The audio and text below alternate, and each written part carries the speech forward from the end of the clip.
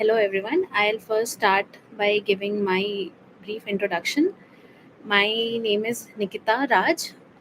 इस बार के UPSC civil services की परीक्षा में मेरी ऑल इंडिया रैंक 408 है।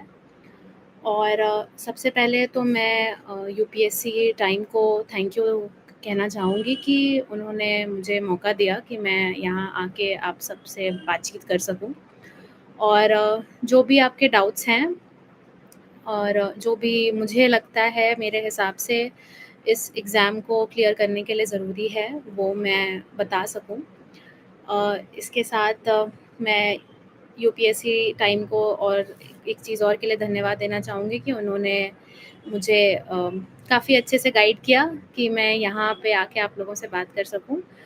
तो मेरा ये शुरू करती हूँ मैं पहले कुछ उन क्वेश्चंस से जो मुझे लगता है कि हर एस्पिरेंट्स के लिए बहुत कॉमन होता है एंड हर कोई पूछता है। मैं भी पूछती थी। 22 अप्रैल 2025 से पहले मैं भी एक एस्पिरेंट थी और इस तरह के क्वेश्चंस मेरे दिमाग में कई बार आए हैं और कई लोगों से पूछा है। तो अब मुझे लगता है कि इन सारे क्वेश्चंस का अगर मैं थोड़ा अच्छे तरीके से आंसर कर सकती हूँ। तो सबसे पहले मैं अपनी जर्नी बताना चाहूँगी। यूपीएससी की जर्नी मेरे लिए मेरे हिसाब से काफ़ी टफ़ रही है क्योंकि ये मेरा 4th अटेम्प्ट था और पिछले 3 बार से मेरा प्रीलिम्स भी नहीं क्लियर हो रहा था। तो इस बार थैंकफुली 2024 के अटेम्प्ट में मेरा प्रीलिम्स भी क्लियर हुआ और उसके बाद मेंस और इंटरव्यू भी साथ में क्लियर हो गए। तो मैं मुझसे अगर आप पर्सनली पूछिएगा तो मेरे लिए प्रीलिम्स ज़्यादा मुश्किल लगा मुझे कंपेयर टू मेंस। बट ये बात भी है कि यूपीएससी में आप कुछ भी एकदम सॉलिड अज्यूम करके नहीं चल सकते कि यही आसान होता है। हर स्टेज मुश्किल है, हर स्टेज के अपने चैलेंजेस हैं और अगर आप उनको अच्छे से समझते हो और मेहनत करके पूरा करते हो तो आप ये एग्ज़ाम निकाल सकते हो। इसके अलावा अम, जब मेरा सिलेक्शन हुआ था तो मैं यहीं दिल्ली में थी और उस वक़्त मुझे मालूम नहीं था कि मैं सेलेक्ट होंगी या नहीं, इसलिए मैं 2025 के प्रीलिम्स की तैयारी में लग गई थी अपने इंटरव्यू के बाद। मेरा इंटरव्यू मार्च में था, तो मैं दिल्ली में ही थी और मैंने अपना रिज़ल्ट खुद ही देखा था। मैंने अपने घरवालों को बोल रखा था कि अगर अच्छा होगा तो कॉल आ जाएगा, अच्छा अगर नहीं हुआ तो हो सकता है कॉल ना आए, तो वो समझ जाएँ कि शायद इस बार नहीं हुआ है। बट भगवान की कृपा से ऐसा कुछ नहीं हुआ और इस बार हो गया। उसके अलावा मुझे लगता है कि अगर इस एग्ज़ाम की तो ये हुई मेरे बारे में बातें। अब हम आते हैं एग्ज़ाम पर, जो कि सबसे इम्पोर्टेंट है और हम सबको मालूम है कि इस एग्ज़ाम में 3 स्टेजेस हैं, प्रीलिम्स, मेंस और इंटरव्यू। तो सबसे पहले हम प्रीलिम्स से स्टार्ट करेंगे, उसके बाद हम मेंस में शिफ्ट करेंगे and then we will talk about the personality test.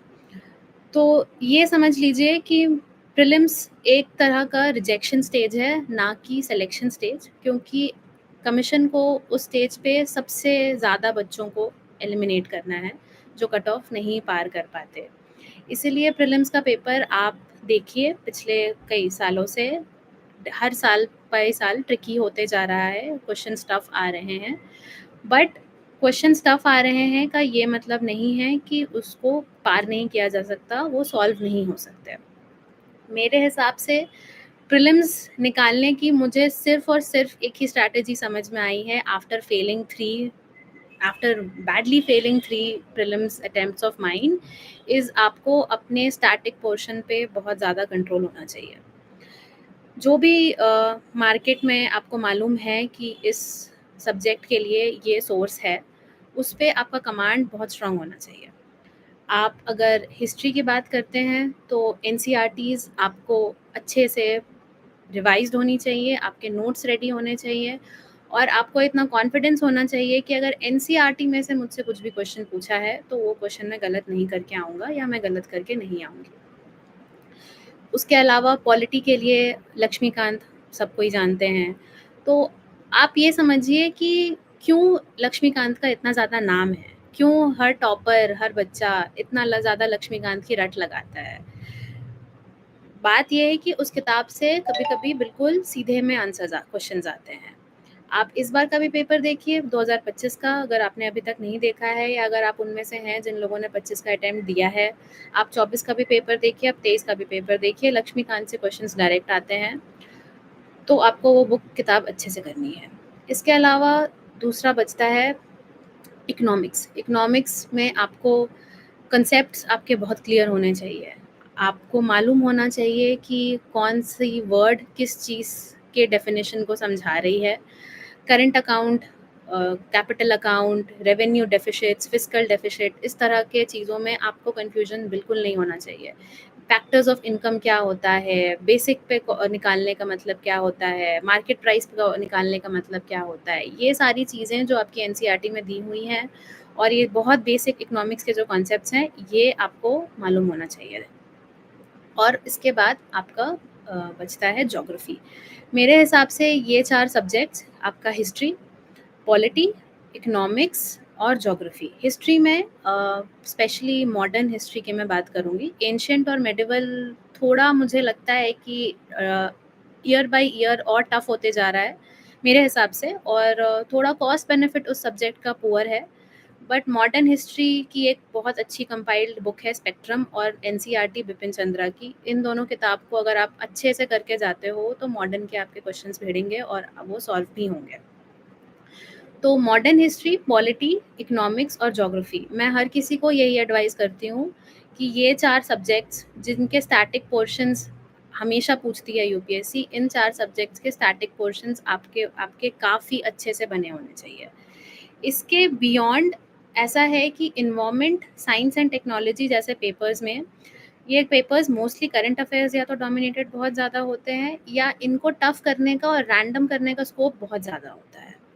तो एट टाइम्स कभी-कभी सब कुछ पढ़ के जाने के बाद भी आपने एनवायरनमेंट की कोई एक किताब अच्छे से कर ली, आपने करंट अफेयर्स भी देख लिए, उसके बाद भी आप देखोगे कि कुछ क्वेश्चंस ऐसे आते हैं जहाँ आपको समझ नहीं आ पाता कि ये पूछा कहाँ से है।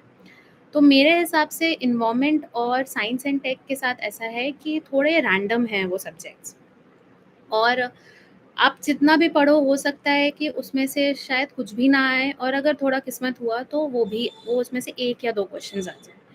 तो इसीलिए साइंस एंड टेक और एनवायरनमेंट के लिए मैं बहुत ज़्यादा दिमाग नहीं अपना खर्च करती थी। मैं कोई एक करंट अफेयर्स की मैगज़ीन मार्केट में जो भी आपको पसंद आती है, कोई ऐसा लिमिटेशंस नहीं है कि इसी कोचिंग का मटेरियल अच्छा है या इन्हीं का अच्छा है। आपको जो सूट करता है, जिसकी लैंग्वेज आपको समझ में आती है, आप उस करंट अफेयर्स के मटेरियल को उठाइए, उसको पढ़िए, एनवायरनमेंट के बेसिक कॉन्सेप्ट्स अपने क्लियर रखिए और न्यूज़पेपर से अपने करंट अफेयर्स, एनवायरनमेंट और साइंस एंड टेक को कवर करिए। इसके बियॉन्ड जाना पॉसिबल नहीं है मेरे हिसाब से। इससे कई ज़्यादा बेहतर है कि आप इन 4 स्टैटिक सब्जेक्ट्स जैसे कि ज्योग्राफी, पॉलिटी, इकोनॉमिक्स और मॉडर्न हिस्ट्री, इन चारों को आप अच्छे से करिए तो आप काफ़ी क्लोज़ हैं कि आप अच्छे से कट ऑफ क्लियर कर सकते हैं, at least for prelims civil services examination. Forest के लिए मैं गाइड नहीं कर सकती बिकॉज मैं ह्यूमैनिटीज़ की स्टूडेंट हूँ, तो मैं फॉरेस्ट के लिए एलिजिबल नहीं हूँ। बट सिविल सर्विसेज एग्जामिनेशन की कट ऑफ को अगर आपको पार करना है तो it is very very important कि ये 4 सब्जेक्ट्स जो आपके स्टैटिक में मेजरली कवर होते हैं, इनको आप अच्छे से करिए, बिल्कुल थरली।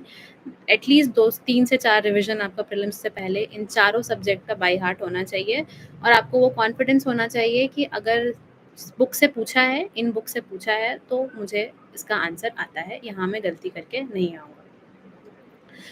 ओके, इसके अलावा मुझे लगता है सीसैट एक अगला पेपर है जो अगेन साल बाय साल मुश्किल होते जा रहा है। मैं सीसैट की एक कमज़ोर स्टूडेंट रही हूँ, तो सीसैट भी मेरे लिए एक स्ट्रगल था।